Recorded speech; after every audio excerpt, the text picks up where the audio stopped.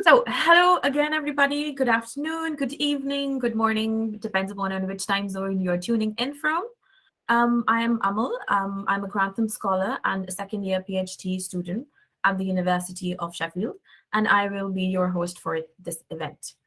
This event is a part of the Festival of Debate 2020 and allows us Grantham scholars to organize public events and promote our field of research.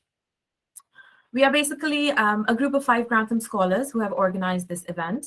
I would request my fellow group members to turn their cameras on as I introduce them. Well, I just told you I'm Amal. I'm a second year PhD student at the Department of Civil and Structural Engineering.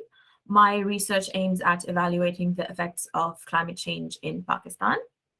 My next group member is Jang Tang. He's from the Department of Chemistry, and his research focuses on water purification and desalinization. He uses a series of advanced nanomaterials and separation membranes to prepare clean drinking water from contaminated water and seawater. Next group members is Tete. Tete is a human geography PhD candidate researching the causes of water scarcity and regulation in urban Mozambique, her native country. Her study aims to contribute to policy and sustainability of water provision in the global south. My next group member is Wezel. Wezel is a second year PhD student at the Civil and Structural Engineering Department. His research on improving design and operation of hydropower plants under uncertain and changing climate conditions.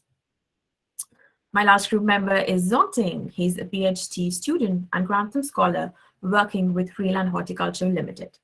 His project looks at building algae bacteria consortia for the biodegradation of specific volatile organic compounds in industrial waste streams.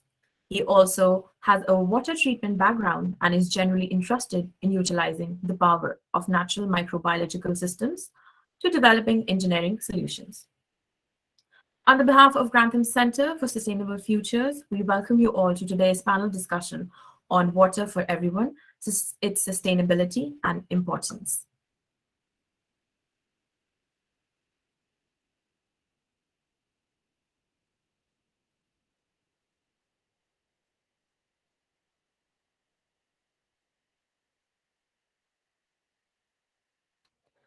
So when the United Nations Sustainable Development Goals were established in 2015, SDG 6, Clean Water and Sanitation, was a base goal. Now, SDG 6 basically seeks to ensure safe drinking water and sanitation for all, focusing on sustainable management of water resources, wastewater, ecosystem, and acknowledging the importance of an enabling environment. There are basically 11 global indicators to track the progress towards SDG 6. They're actually flashed on your screen right now. Now, these indicators represent how this goal goes beyond drinking water, sanitation, and hygiene.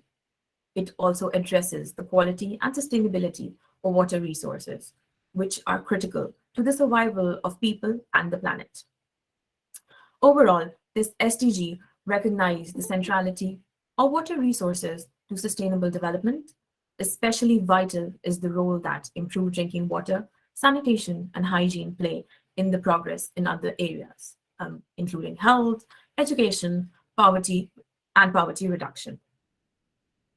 Now, without the progress on Goal 6, other goals and targets cannot be achieved. For example, Goal 6 progress improves health and social justice, which are Goal 3 and 6, as flashed on your screen. Also recovering the resources embedded in excreta and wastewater, for example, like nutrients, water, and energy, contributes to achieving Goal 12, that is responsible consumption and production. Now, ensuring adequate sanitation and wastewater management along the entire value chain in cities contributes towards also Goal 11, that is sustainable cities and communities. However, water and sanitation often compete with issues like climate change and clean energy for public and political attention. This session basically aims to debate and discuss topical water affairs to raise awareness and connect various water disciplines as a less prioritized sustainable development challenge. I am so pleased to have our distinguished speakers here to discuss this topic with us.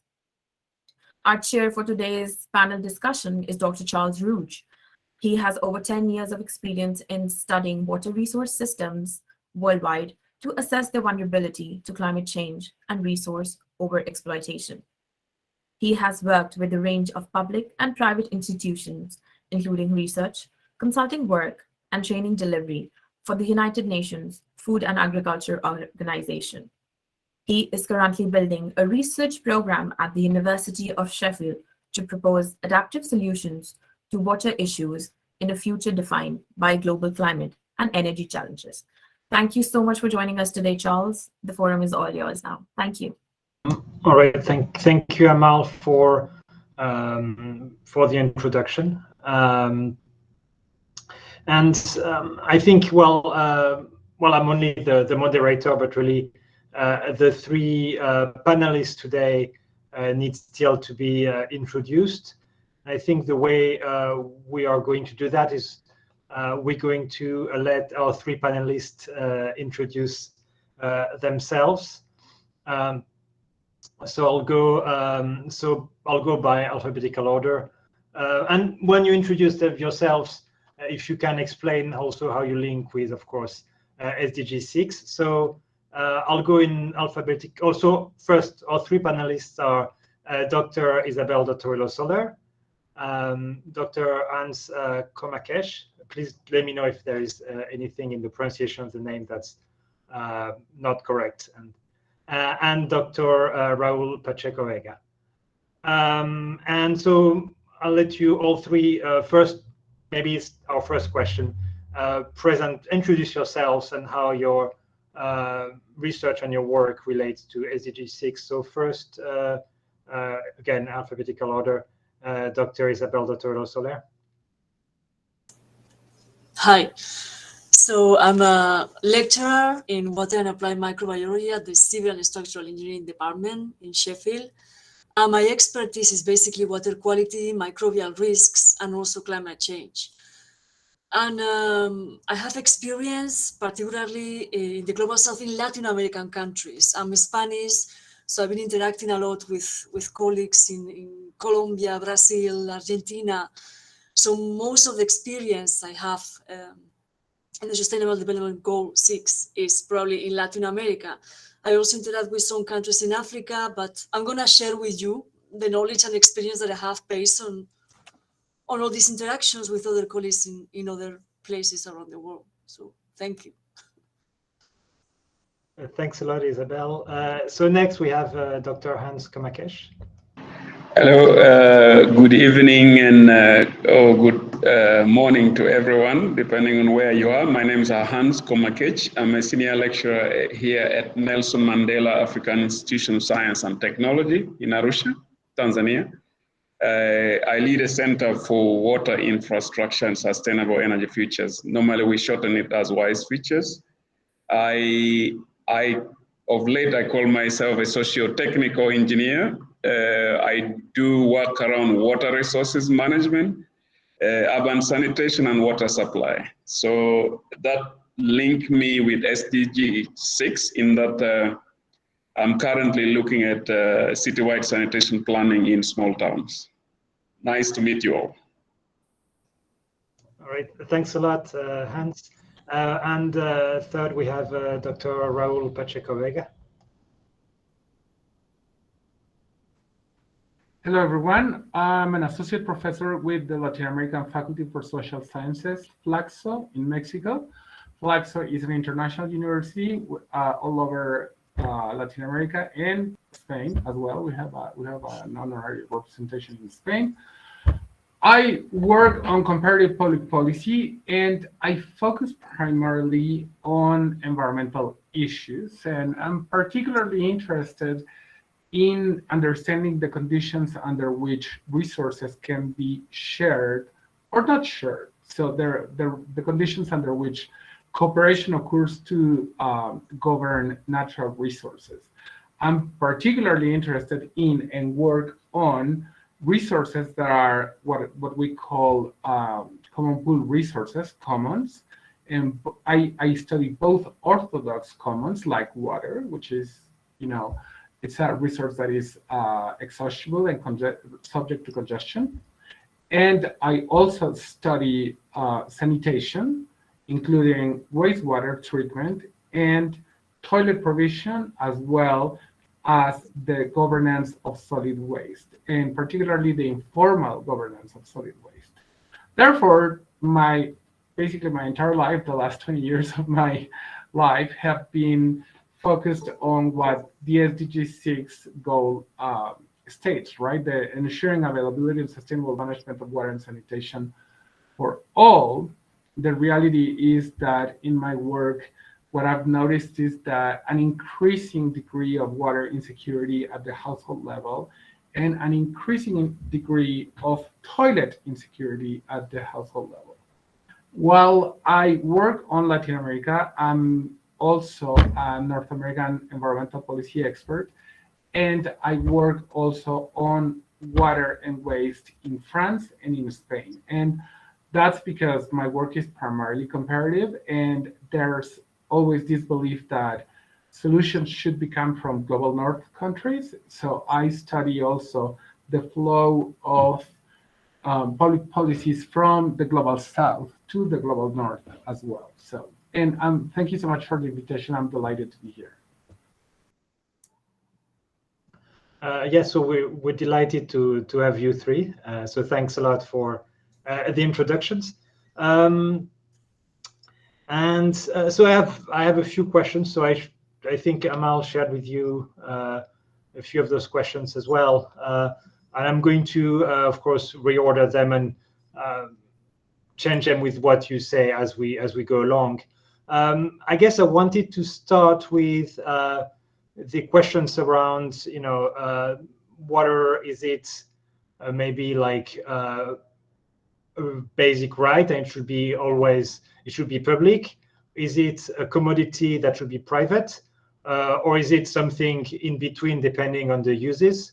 So I wanted to have maybe your take on that, and maybe to change the order. Maybe we'll go in the inverse order this time. So maybe start with Raul. Thank you. I'm delighted you asked this question. I'm originally a chemical engineer, and I have a master's in economics of technical change, and my PhD is a double PhD in political science and human geography. And I want to make this clear because I think like an engineer. So I think about technical solutions that can be done to ensure and enact the human right to water. I've done wastewater treatment, I've done biological, non-biological, aerobic, and anaerobic. And we have the technology. What we don't seem to have right is the politics and the economics of the human right to water.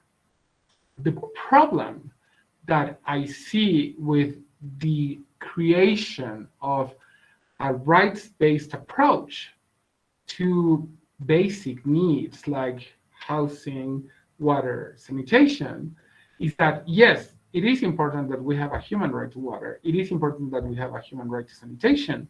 And it definitely is important that we have a human right to housing, which is also connected in a way with SDG 6. But what concerns me is that in context, and those of you who live in the UK will be probably very familiar with this, in context with increased austerity, where governments want to be leaner and leaner every time, and they want to invest less and less, a rights-based approach doesn't really work, because then it leaves in the void who is responsible for the delivery of these public services, specifically water and sanitation.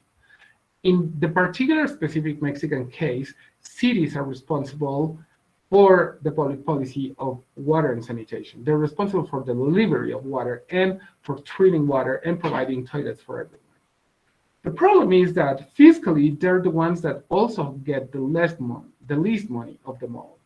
Money, and particularly taxes, are collected primarily, all three levels of government collect taxes, but the heavy bulk of tax collection is done at the federal level.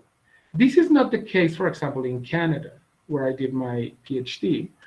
In Canada, those who govern the resource are the provinces, so the subnational level, and they engage in accords with the federal level. But again, this complicated architecture of governance also becomes a hindrance to the implementation of the human right to water because it doesn't really assign responsibilities and duties, specifically, in my view, as a political scientist and a specialist of public policy and public administration, to the government. So I saw someone in the chat ask questions about public and private.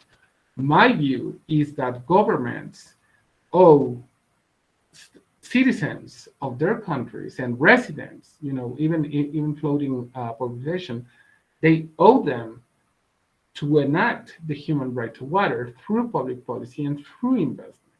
So that is also derived from what is called the theory of publicness. This is a public service for the public. Therefore, it should be a public agency that provides it.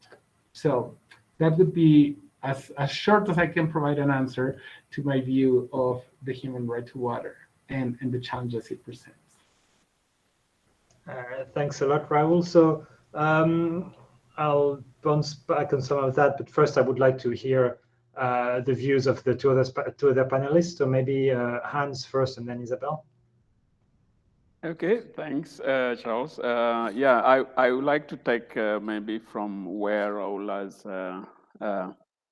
stopped, maybe a little bit raise it to a basin level water allocation issues, because when we look in, especially in the global south, where I am, water allocations normally, there's in the policies, there's very clear indications of priority for domestic water use.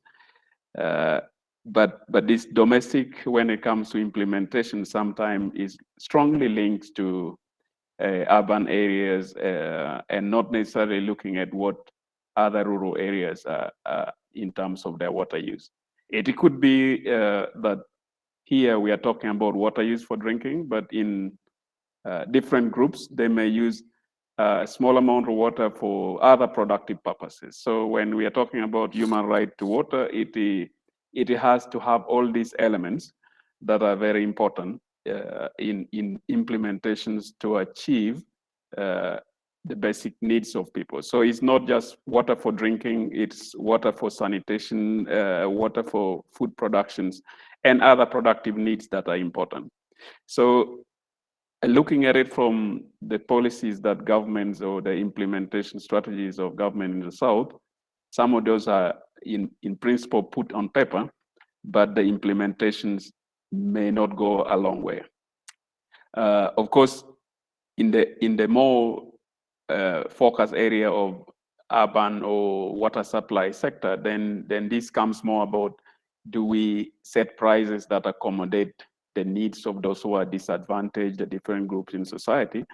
I think most utilities strive to do that, but the biggest challenge here is in the availability of service or the level of service in which these different groups are able to access. So in looking at the human right to water, you also have to look at what kind of level of service are we talking about for the different groups of the community. So I would want to raise it from this angle as a point for discussions in relations to commoditization of water resources or water supply in the various sector, but strongly looking at it from the global south.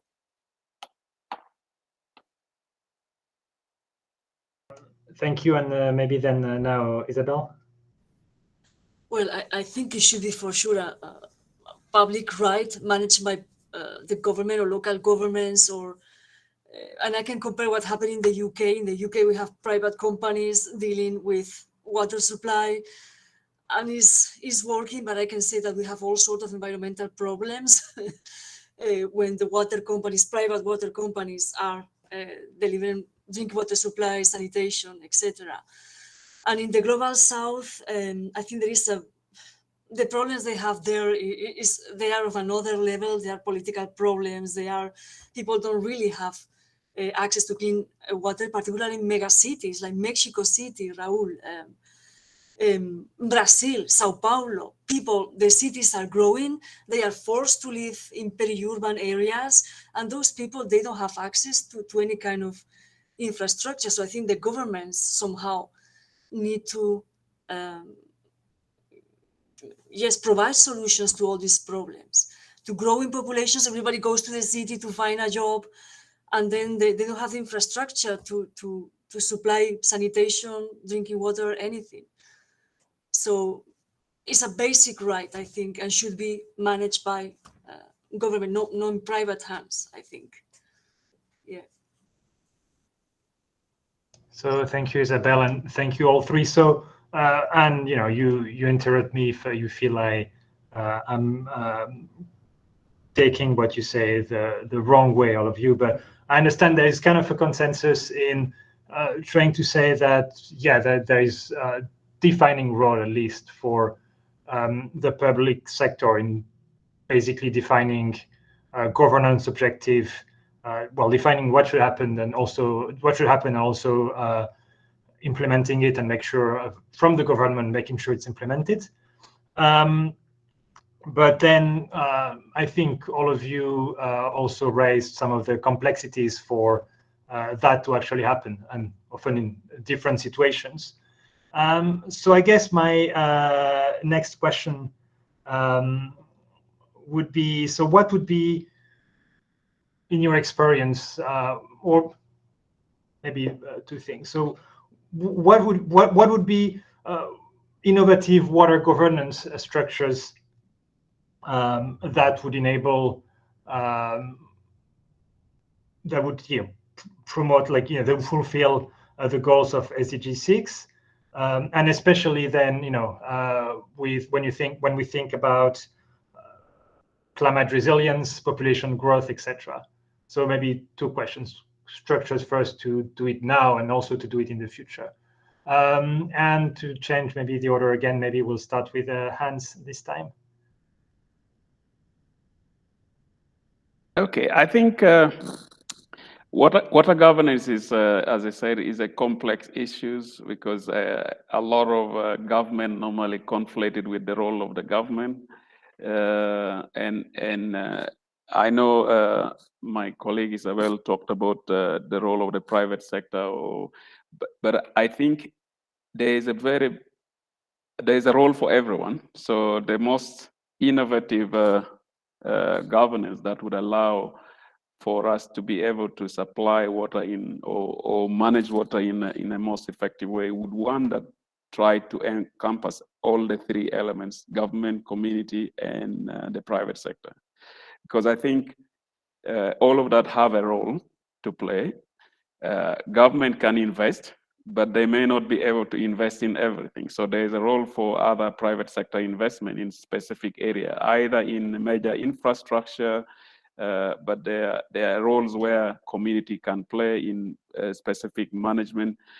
If I look at it more from a water supply or water resources management perspective, I know that there are areas where people have developed structures in which they can allocate water resources for different purposes. So in the place where I am, in order to cope with scarcity, communities have developed river committees, for instance, that can allocate water at the river level. And they look at aspect of water for drinking, water for agriculture, and other uses, including livestock. And when scarcity is there, they are able to meet to discuss. So it would be a just-in-time management that would allow them to cope with changes in water availability. So for me, just a structure is robust enough and able to adapt to any changing future climate. But when you look at it at a domestic, maybe an urban area level, government can play a major role, either regulations or enforcement of compliance. But the private sector has a role, because there is no way all sectors, all areas can be reached. So I see that as a mixed governance, hybrid governance, other than one type of governance approach. So from this angle, this is what I would like to take on these innovative ways, and also looking at future directions for water governance, both for urban and river basin level. Thank you. So before moving to other speakers, to other panelists, I just wanted to bounce back of some of the messages in the chat. In particular, I think a great follow-up for what you've been, follow-up question to you, Hans, is a question by Hannah Mottram on the marketization of development. So quote unquote marketization of development, and what are your thoughts on that? So Anna is actually doing research on access to electricity in Tanzania. So do you think what you're talking about, the role of the private sector here is about the marketization of development? I think one would call it that, in that, but I think is a pathways for reaching different levels in a society. So I wouldn't say that it should be left out entirely to the private sector, but I think let's give an example of the prepaid water systems. Yeah, prepaid water systems came in place because most of the community water supplies, when you develop it, they don't get repaired. Partly because communities are made to volunteer to manage their water supplies, and there's not enough money to do that. So if you introduce a professional ways in which that service can be managed, it may be allowing other sectors or other rural areas to be reached. So you would look at it more as a way of reaching more to complement services that government are providing. So I would not completely say this is a marketization of the entire system, but is trying to figure out a hybrid model that works for both ends. Thanks a lot. So maybe like, yeah, whatever works faster is what works, is what I understand. So I guess I wanted to also, so maybe next, same question around what innovative water governance structure, and maybe hear what Raul thinks. And also, in bonus with that question, there is a question by Tete on the chat comes with that. I wanted to ask Raul because it's about what happens in American states like Georgia, where water provision is left to each borough to resolve. And so is that worse, or is that an ideal model and is there an ideal model? Okay, so answering Tete's question and your question, Charles.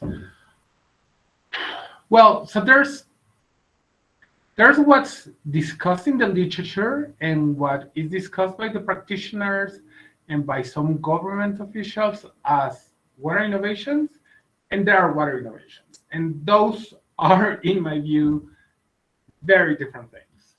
And I say this because I am very critical of approaches that work in countries of the global north that do not work the same way in countries of the global south. So let me give you an example. One of the most popular examples that you see in integrated water resources management is governing by rivershed waters or watershed council. So that means creating a multi-stakeholder roundtable with participants from the government, federal, state level, municipal level, borough levels. And then all the different users who use the water from, the watershed, right? Like the physical, geographical, and hydrological area of the basin. The problem with that is that the boundaries, the physical boundaries of the basin don't match the political boundaries of the states, of the cities, and of the actual basin. So what ends up happening is that states, cities, and actors that are more powerful have a lot more say in the river basin councils.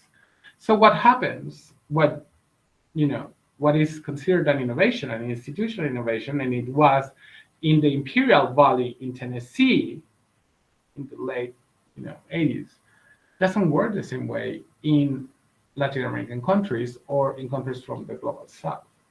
So my view of what would be a good water governance innovation would be a bottom-up approach, and a bottom-up approach where every participant in the network of public policy governance actually has the power to make decisions on water. This is particularly complicated in circumstances where there's, cultural differences between who gets to make decisions, right? Women are disproportionately and more acutely affected by decisions on water. They're the ones who spend between 2 and 4 hours a day fetching water. They're the ones who face physical violence, gender-based violence, when they do not have access to the dignity of a toilet. And yet, women are not always involved in the decision-making processes. So my view is that a real innovation would be an innovation where women are involved, where vulnerable groups are involved, where indigenous people are involved.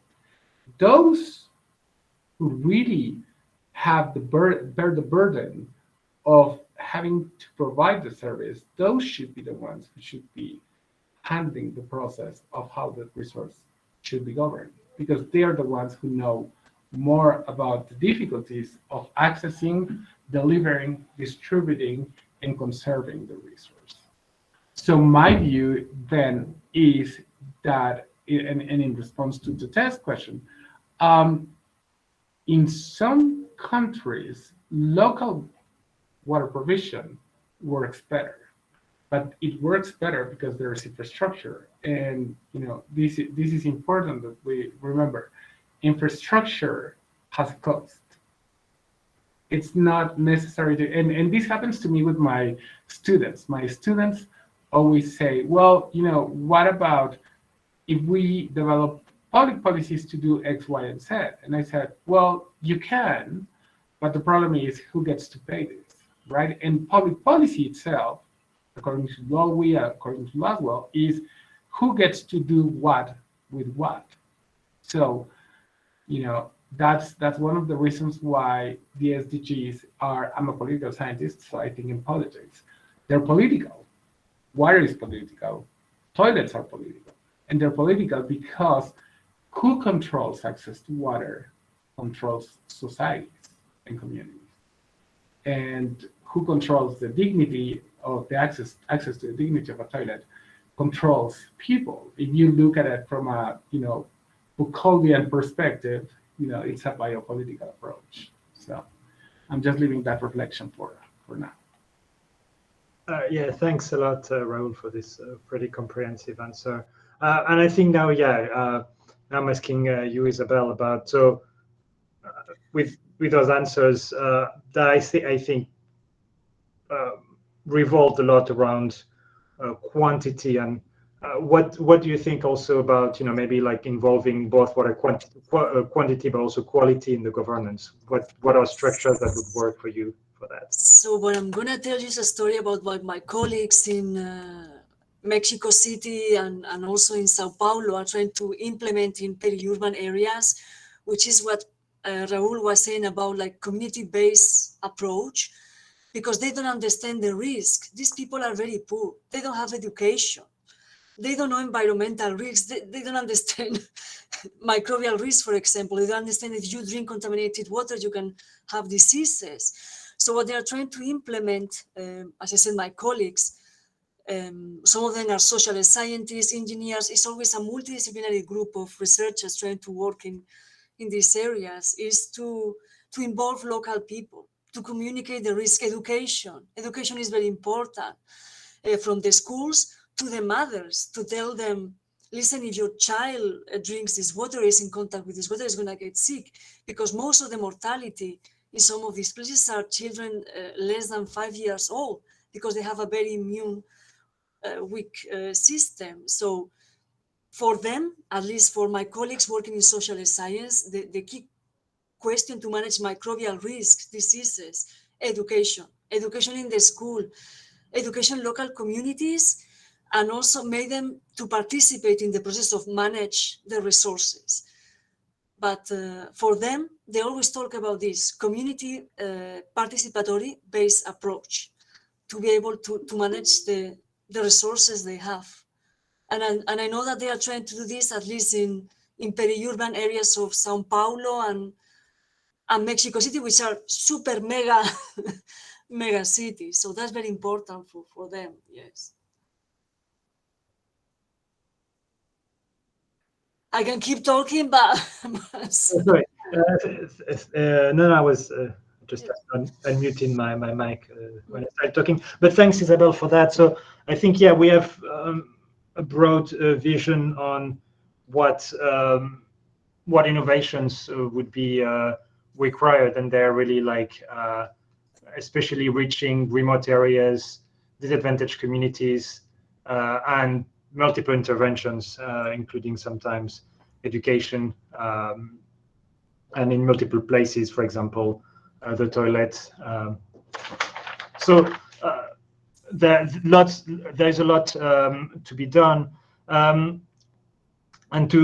So I'm going to change up a little bit the topic, but maybe not much. But my next question is about really focusing maybe on wastewater. Well, water sanitation and wastewater. Let's put them together. Do you?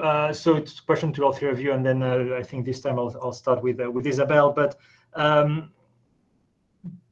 do you see, in particular, new technologies being developed for water sanitation and wastewater in the global south, or do you think regulation has a bigger role to play? So Isabel.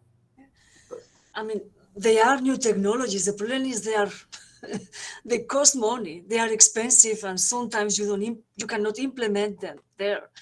And most of these communities or people just use very basic techniques like filtration. For example, in India, they use the saris, to filtrate water to get rid of microorganisms. So yes, there is very advanced technology. If you have money, you can implement it. But in most of these countries, they use whatever they have nearby, from textiles to filtrate the water, from boiling the water, put a drop of bleach because yes, the technologies exist. The problem is where the money comes from. And it's always the same problem. The people or the middle class or people with access to this infrastructure, they will be fine. But then you have these communities that nothing, they don't have anything. So yes, what do you do? The technologies are there and probably you can use them in Europe, but I don't see that happening. What do you think, Hans, in your country? Yeah, well, thanks, Isabel. I think I agree with you that when it comes to wastewater treatment, for instance, technologies that are suitable for these countries are there in terms of cost. Like for wastewater treatment in the past, I think most countries in Africa use waste stabilization ponds. So anybody trying to design a wastewater treatment plant, you'll find they're going for a wastewater treatment ponds.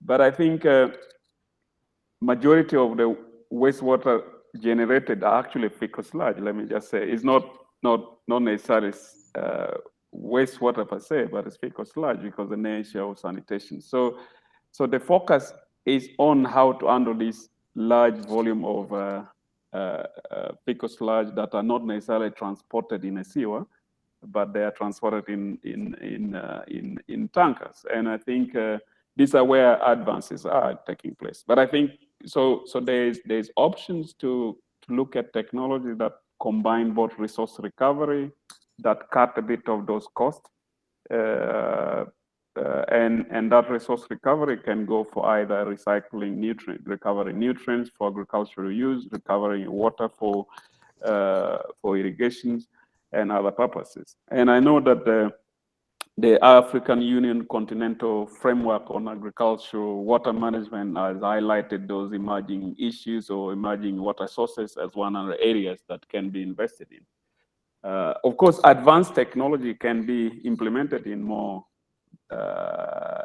advanced community, but also places where there's money, and they would be attractive. But in the short run, they may not be suitable for this kind of communities in terms of the costs of implementation, the capacity to manage it. We did a project not far from where I am now for about 50,000 community now managed by the utility, and we have a reverse osmosis plant there. But the way it is operated, although the source is one side is a spring and another one is a groundwater source that requires a lot of pumping, the way it is operated, it shows that the capacity to sometimes manage this technology, that is in itself is good, is a big step forward. So if we are going for advances in those, then it also need to come out with the capacity to develop it. It doesn't mean that the global south capacity are not developing, but it's just that a lot of issues comes with new technologies. And now with the current global climate, the pandemic and all other things, access to parts delays in those can really cause a major problem. And so I would say one can look at technology that would allow for like, not necessarily, it can be advanced. I mean, all technology, whether you use a bucket or something, is advanced in a way because it's way better than. But what I'm trying to say here is that it fits for the purpose. So to find those technologies that fit for the purpose for that particular context, but the potential to recover wastewater resources from wastewater is immense, because at the moment most countries treat to dispose, not treat to recover. So that's my contribution to this. Thanks a lot. And so Raul, what do you think in terms of technologies for would be it, water sanitation, wastewater, or even then kind of closing the domestic water cycle in a way, recovering the resource to consume it again? So, well, Charles, you work in this field, Isabel does as well, and Hans does as well. So I became a chemical engineer because I was fascinated with water treatment. That was my end goal as an engineer.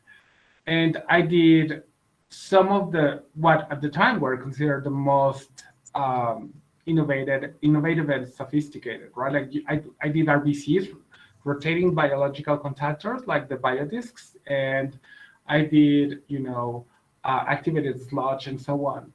My belief now is that the best technology is the technology that is economically feasible. And Something Kai makes a really good question on the chat about the value of water, and I've made this point, and this is not because of my master's is in economics, but because this is something that we need to remember.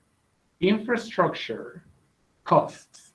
I'm very happy that we have, Isabel probably knows this. In Mexico, we have incredible sanitary engineering. The Institute of Engineering at UNAM is extraordinary. Their scholars do amazing work. And, Adalberto Mayola and Carmen Basua de Duran, and they do great work. We have incredible technology and research on how to treat water in Mexico. That is Mexican, developed by Mexican scholars. That's not the problem. The problem is that we have a government that wants to implement austerity the same way that the British government since Thatcher wanted to implement austerity. The emergence of privatization, which is something he doesn't seem, the current president of Mexico doesn't seem to understand, but the emergence of privatization of water in Wales and in England came from precisely Thatcherian approaches to austerity, right? Like, the cutting this new public management approach cuts financing for infrastructure. So it doesn't matter if you have the most amazing RBC, the most amazing biodiscs reactor. It's not going to work because you don't have a government that invests in technology. So it sounds a little bit crude, but I'm very pragmatic. So my approach is the best technology is the technology that can be paid, and that can be paid by the government, and that can be paid by society. So it's crude. I mean, I too have done field work both in Spain, in France, and here in Mexico. And the technology is beautiful, but it's not the same if you have a government that will invest in infrastructure and a government that praises austerity. So anyway, this is a topic where I'm sore, so I apologize for that. About last one thing about waste collection. What I've been told is in some countries what they do is the government goes and collect it and put it together, but they don't treat it. So they go to local communities. They collect your institutional collection of feces. Let's say they collect it, but it's never treated. So you have this idea that, oh, my government is doing something collecting this. Yes, they put it in somewhere else, and most of the time, as far as I'm aware, they don't treat it. I'm not sure it's necessarily true in all the countries, but in some countries it's like that. So yeah, that was a funny story. Somebody from Colombia told me, like, yes, they collect it, but they just put it in somewhere else, and they don't they don't touch it. They don't do anything with it. I was like, okay. So yeah, that's another challenge we have. Yes. So yeah, I think you all underline in different ways, how that's related to not just technology per se, but a lot regulation and who makes a regulation, as in like politics and power structures. So I'm just having a look quickly at the time to see where we are.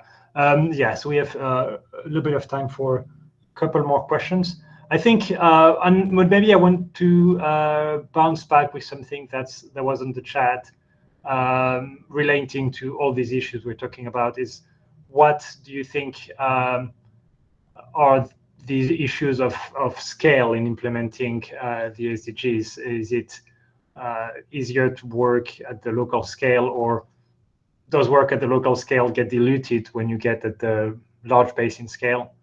And what would be ways to have something that works at larger scale? Because in the end, the SDGs are assessed at the global scale. So I don't know who to start with here. Let's start with Hans. Yeah, what works at the local scale? How do you scale what works at the local scale to global or national level? It's a complex question. If I look at it in the problem of scale, I think is to understand that it's not the same way that you approach the local problem that we would approach it with a global perspective. For the issues here about communities coming together to try and manage their water resources, this is more about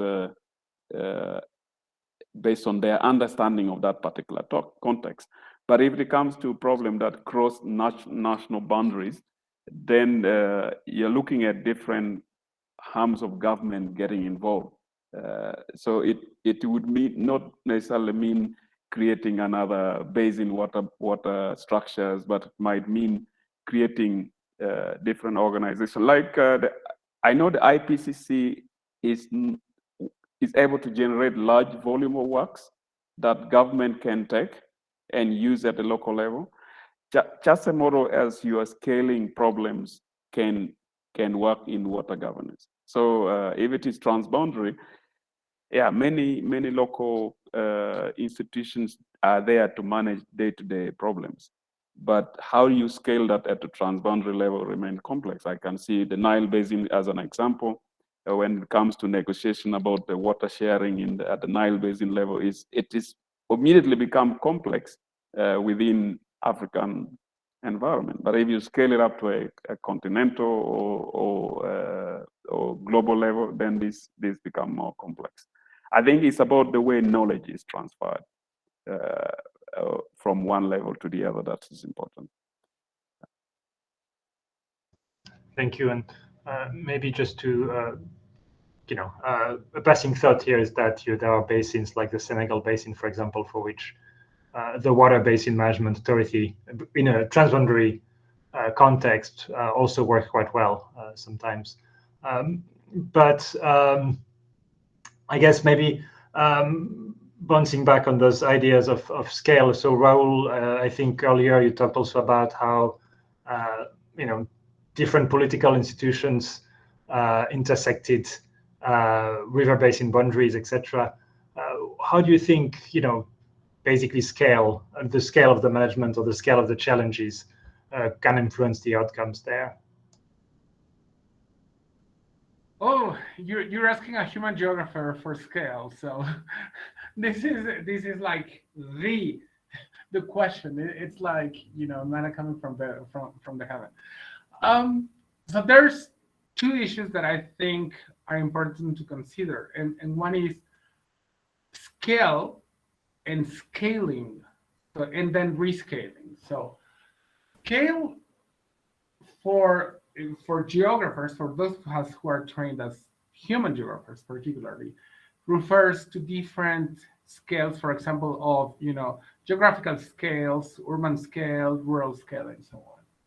But scale also refers to whether or not an issue transcends boundaries. So one of the problems with water is that the process of rescaling creates the lack, and somebody said it on the chat. I don't have the time to go back into the chat, but the fact that some issues happen at the border level or at the rural level, and if you start having problems with gastrointestinal diseases there, then what you get is that these problems can be rescaled, and then it will cross boundaries, and it's not going to be an urban problem; it's going to be a regional problem. So those are interconnected, scale and rescaling. Also, how to scale solutions is problematic, because if we all, like I have insisted over the course of the call, if we all praise local institutions and local governments and the importance of local communities taking on the challenge of SDG6 and then trying to implement better and more sustainable treatment options, well, that also needs money, and it also requires scaling and escalating something, a solution, a very small potable, water treatment plant doesn't scale equally when you have a mega city, as Isabel has insisted, like in the case of Mexico, right? Like, so Mexico City is a mega city. You can create local level, micro level solutions at that scale. That solution will solve the problem of water access and so on. Once the level of analysis and the scale of analysis grows, then so does the need for a much broader discussion and a much broader and different and diverse and innovative and versatile solution. So that's why you do the work that Isabel and Hans and I am doing, right? Like including the work that you do as well, Charles. So, the work of people who put together interdisciplinary and multidisciplinary teams, because what the technology may scale, but the governance solutions may not. That's my point. I got a question for Raul. It's because when I went to Mexico, the people in the north, they were complaining about the USA. And I don't know how is the situation. I went there when I went 4 or 5 years ago, and all the guys working in the north of the country, they were like, all the problems we have is because the USA cuts the supply of water, or rivers are dry. They also send us all the pollution. So I don't know how is the situation now. Maybe it's worse than when I went. It's so, and I'm just gonna briefly address this because this is also an issue that is important for those of us who do human geography.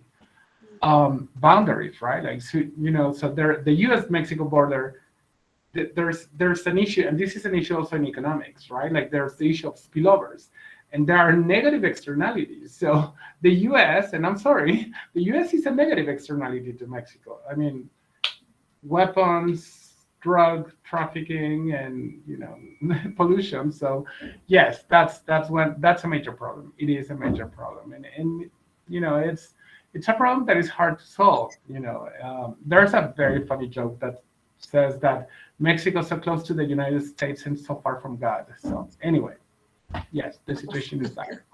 Yeah.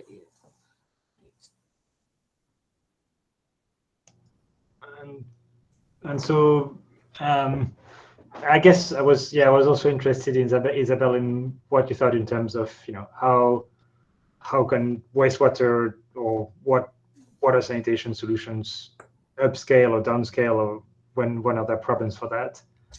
I think the key thing in the future will be to reuse it. For example, you can create small bioreactors to produce energy. Or I think probably the future is to look at wastewater as a source of energy, source of more than waste.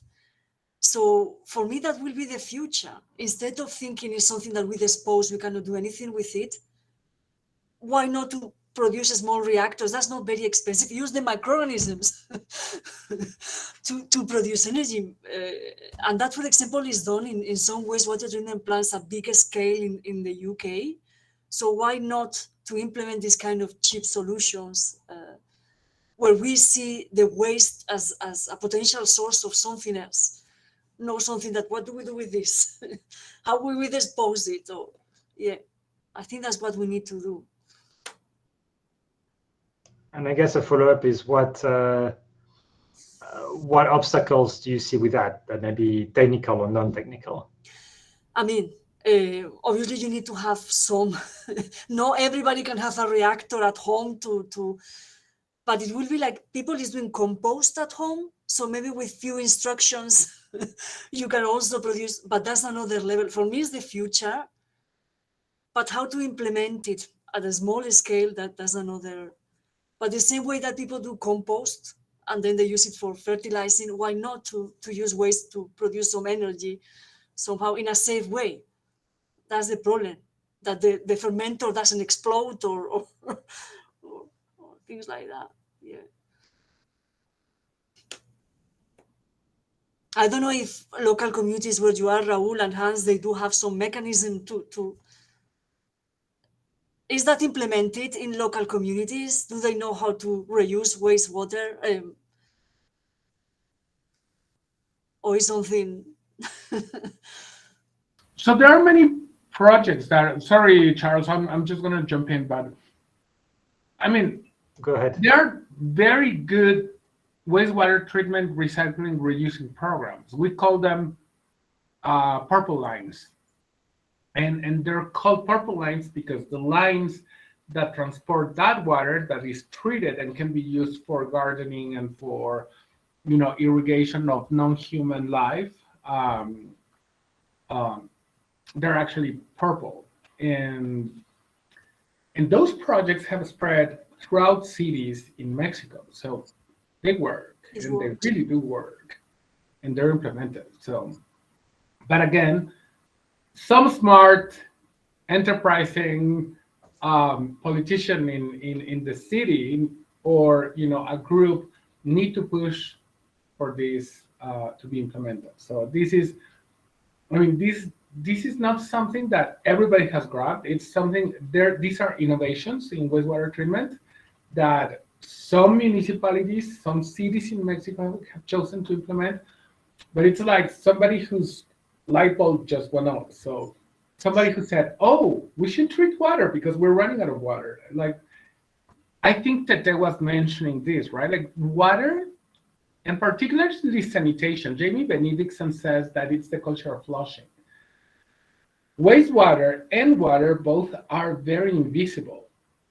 People assume that they're gonna have water simply because they open the faucet. People don't even care about where their water is going once they flush the toilet.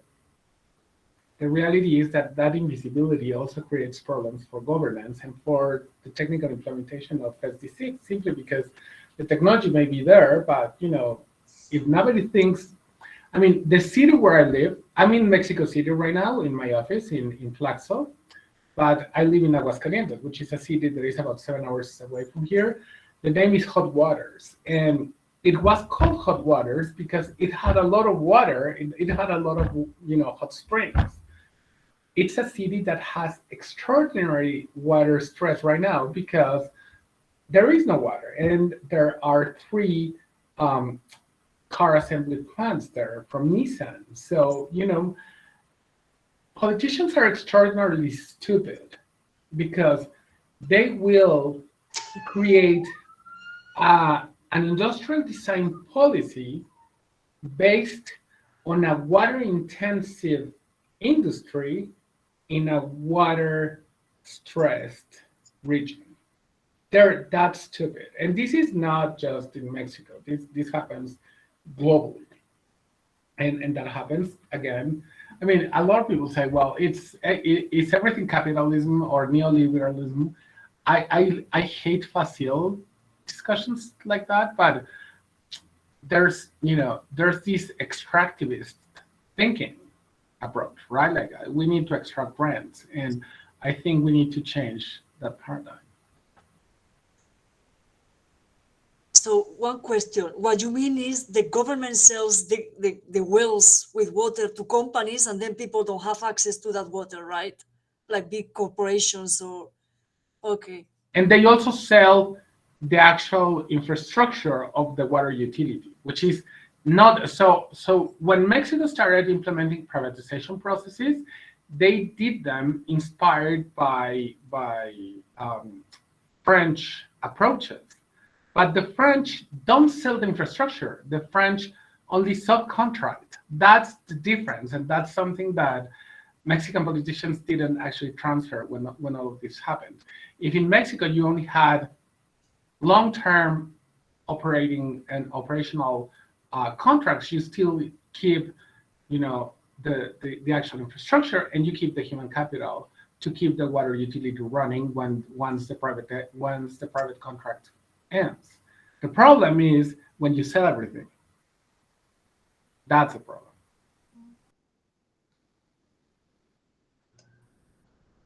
So is this example with the Nissan plants in a way an equivalent to, for example, RLC problems in the former USSR, or?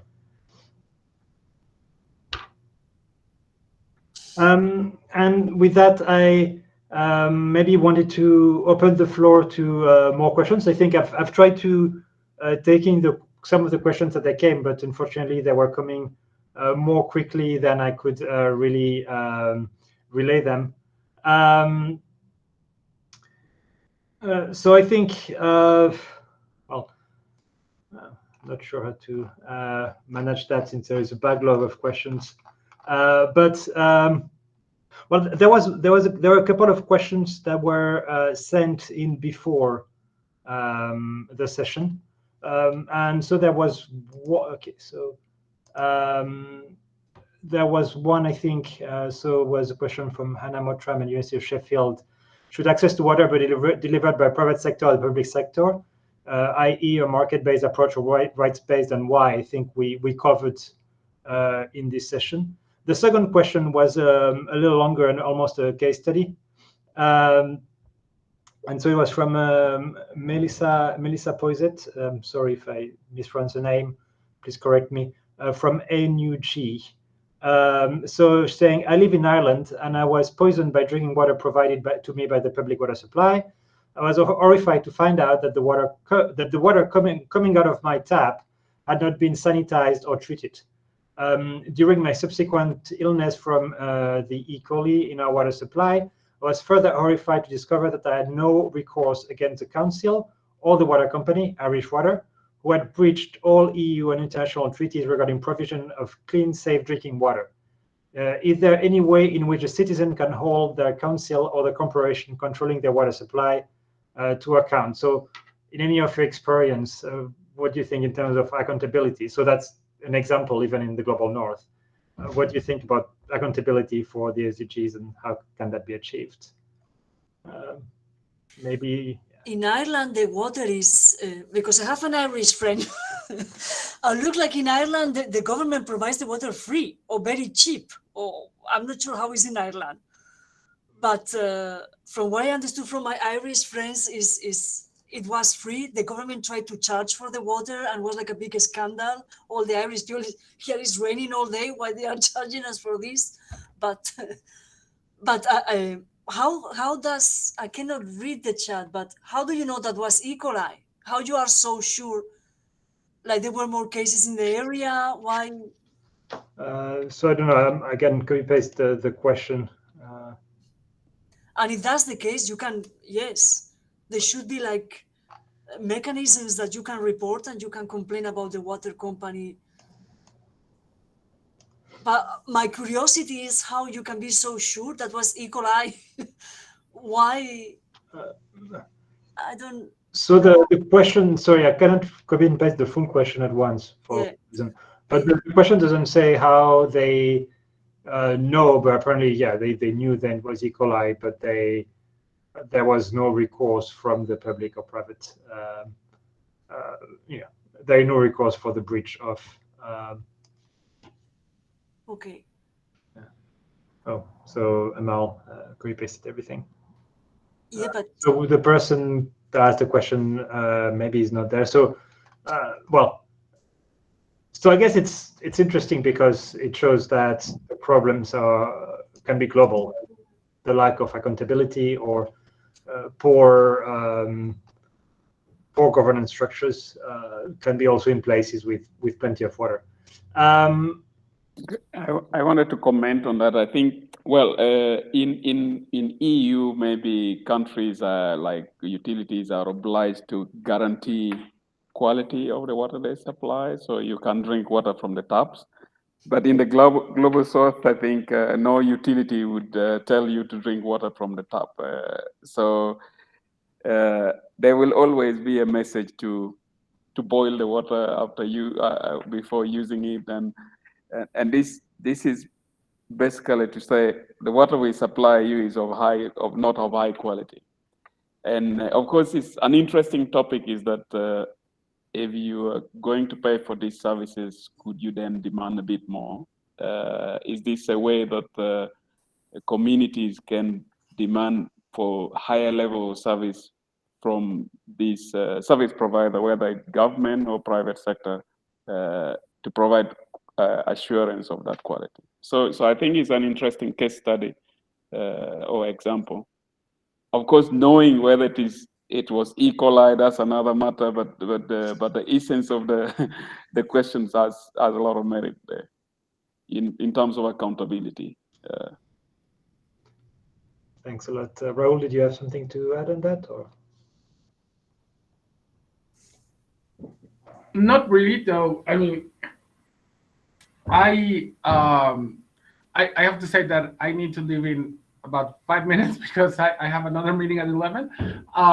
But somebody asked from the panelists on climate change and water supply. And I think people are not even remotely thinking about this. I think the issue of water and adaptation in cities, I mean, I see the publications, I'm an academic, right? So I see the publications in papers, but I don't think the general imaginary, like in the brain of people think, oh, it's getting hotter, we probably are going to run out of water. Like it doesn't seem to register because activity continues.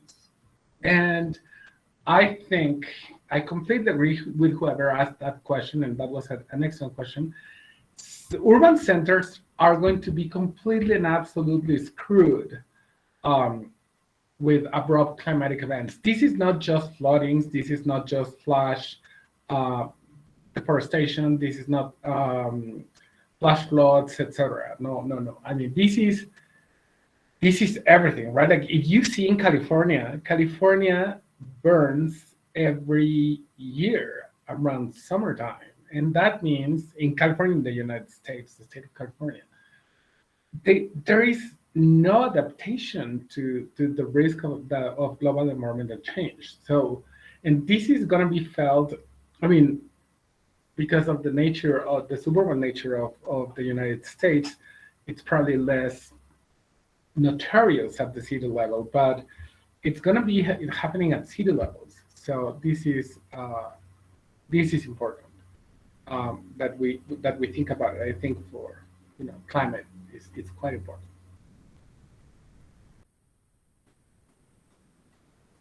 Yes, I can tell you because we have done experiments here in Sheffield about that. With higher temperatures, the pathogens go crazy. They love it.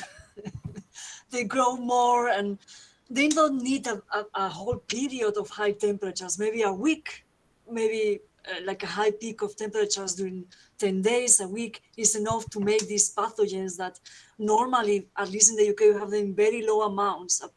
Suddenly, with higher temperatures, they can create problems in people's houses. And I think in the UK, people don't think about that. They don't see climate change happening, only flooding, but they don't see the association of flooding with drinking water supply or sanitation or any infrastructure or problems. So, and something that I think is also missing in the UK is starting to think about reuse of water. In other countries, California is globally known for water reuse, but here in the UK, they still don't think about that. I don't know, Hans, if in your country there is some water reuse for irrigation, for example. Or... Yeah, I think on irrigation, the wastewater reuse, it takes place a lot already in most urban centers, communities or people who are, especially in urban agriculture. People do reuse wastewater. The issue then is the quality. These waste stabilization ponds, do they produce water of good quality for reuse? Maybe not. But a lot of urban agriculture is taking place, and these produce are sold in the market. So people are already using wastewater for agriculture. Of course, there are emerging technologies or technologies that are being promoted, like decentralized wastewater treatment system, or DWATs as they normally call it, that are being implemented to neighborhood level that can both generate biogas and biosolids and water treated effluent for irrigation. But yeah, it takes place, but it's not at a scale where the government has developed it purposely for irrigation. But that people are in urban areas because of the market, they are using this wastewater for agriculture.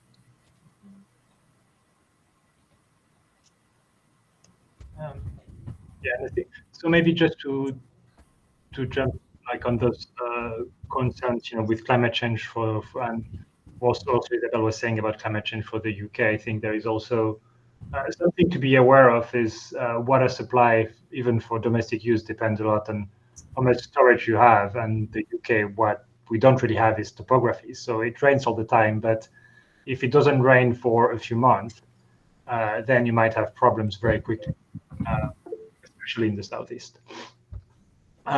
So I think it's getting to 4:50 already. So Amal, I don't know, did you intend to wrap up? And I saw also, Raul has to go. So did you intend to wrap up? Yes, thank you so much, everybody. So thank you so much to our distinguished panel members, Dr. Raul, Dr. Hans, Dr. Isabel, and Dr. Charles, to be with us here today. It was an honor to benefit from your expertise and insights onto the work being done. Thank you so much for your time, and thank you to the lovely audience for joining us today. I would also like to thank the Grantham Center for Sustainable Futures for giving us Grantham Scholars this opportunity to organize this event. Thank you so much, everybody. I hope you have a lovely rest of the day. Cheers. Bye. Thanks a lot. Thank you. Okay, thanks and bye-bye. Thank you so much. Thank you. Bye. Thank you.